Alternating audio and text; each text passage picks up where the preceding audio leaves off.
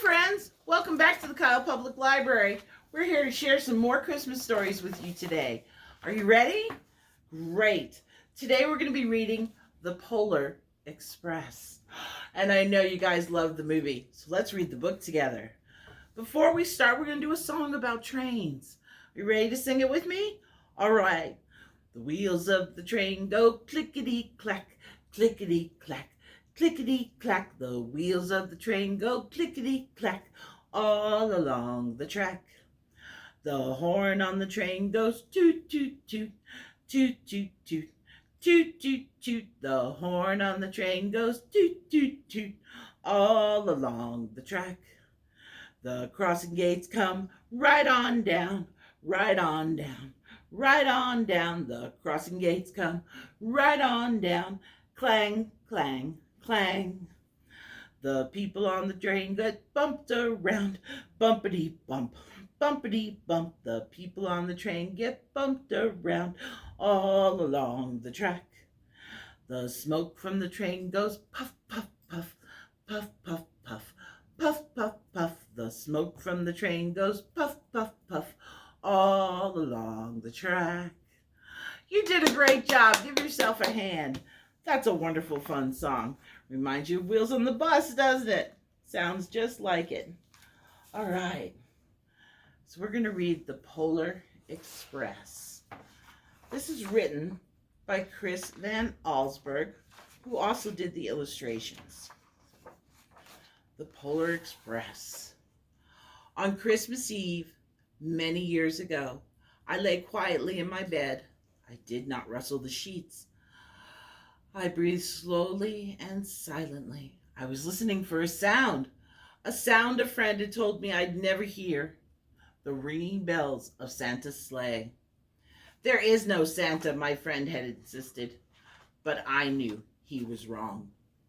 Late that night, I did hear sounds, though not of ringing bells. From outside came the sounds of hissing steam and squeaking metal. I looked through my window and saw a train standing perfectly still in front of my house. It was wrapped in an apron of steam. Snowflakes fell lightly around it. A conductor stood at the open door of one of the cars. He took a large pocket watch from his vest, then looked up at my window. I put on my slippers and robe, and I tiptoed downstairs and out of the door. "All aboard!" the conductor cried out. I ran up to him. "Well," he said, "are you coming?" "Where?" I asked. "Why, to the North Pole, of course," was his answer. "This is the Polar Express." I took his outstretched hand, and he pulled me aboard. The train was filled with other children, all in their pajamas and nightgowns. We sang Christmas carols and ate candies with nougat centers as white as snow. We drank hot chocolate, as thick and rich as melted chocolate bars. Outside, the lights of towns and villages flickered in the distance as the Polar Express raced northward.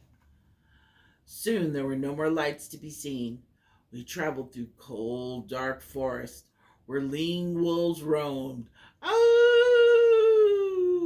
And white-tailed rabbits hid from our train as it thundered through the quiet wilderness. We climbed mountains as high it seemed as if we would scrape the moon. But the Polar Express never slowed down.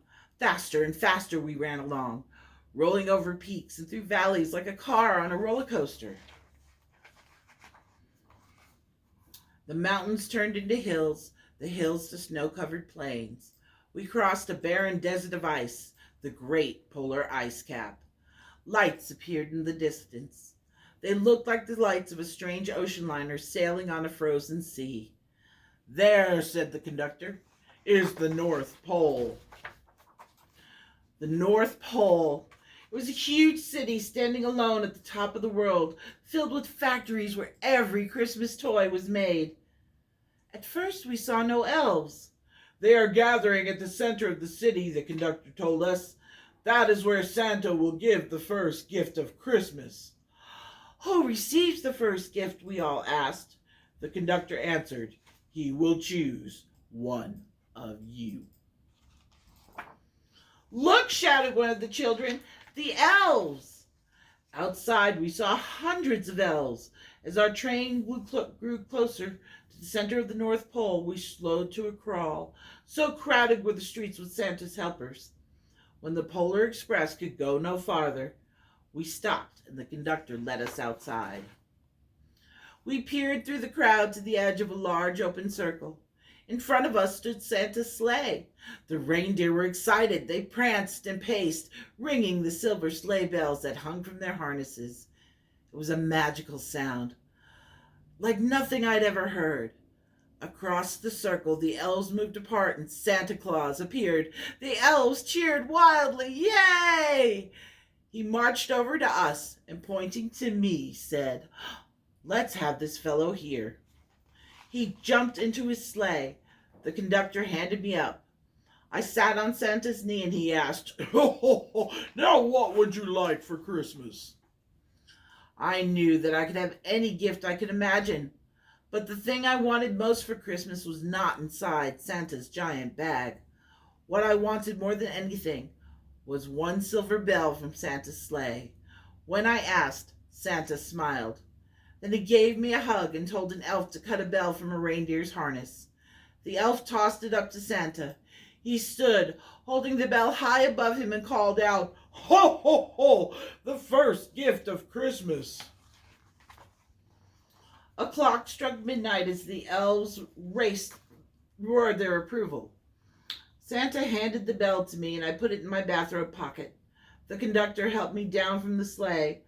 Santa shouted out the reindeers' names and cracked his whip.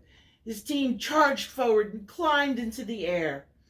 Santa circled once above us, then disappeared in the cold, dark polar sky. As soon as we were back inside the Polar Express, the other children asked to see the bell. I reached into my pocket. Oh, but the only thing I felt was a hole. I had lost the silver bell from Santa Claus's sleigh. "Let's hurry outside and look for it," one of the children said, but the train gave a sudden lurch and started moving. We were on our way home. It broke my heart to lose the bell. When the train reached my house, I sadly left the other children. I stood at my doorway and waved goodbye. The conductor said something from the moving train, but I couldn't hear him. "What?" I yelled out. He cupped his hands around his mouth. "Merry Christmas!" he shouted. The Polar Express let out a loud blast from its whistle and sped away. On Christmas morning, my little sister Sarah and I opened our presents. When it looked as if everything had been unwrapped, Sarah found one last small box behind the tree. It had my name on it. Inside was the silver bell. There was a note. "Found this on the seat of my sleigh. Fix that hole in your pocket." Signed, Mr. C. I shook the bell. It made the most beautiful sound my sister and I had ever heard. But my mother said, "Oh dear, that's too bad." "Yes," said my father, "it's broken." When I had shaken the bell, my parents had not heard a sound. At one time, most of my friends could hear the bell, but as the years passed, it fell silent for all of them. Even Sarah found one Christmas that she could no longer hear its sweet sound. Though I've grown old, the bell still rings for me as it does for all who truly believe. And do you hear the bell from Santa's sleigh? I know I do, because I truly believe. Thanks for joining me today here at Kyle Public Library. I hope you have a very Merry Christmas. Bye, friends.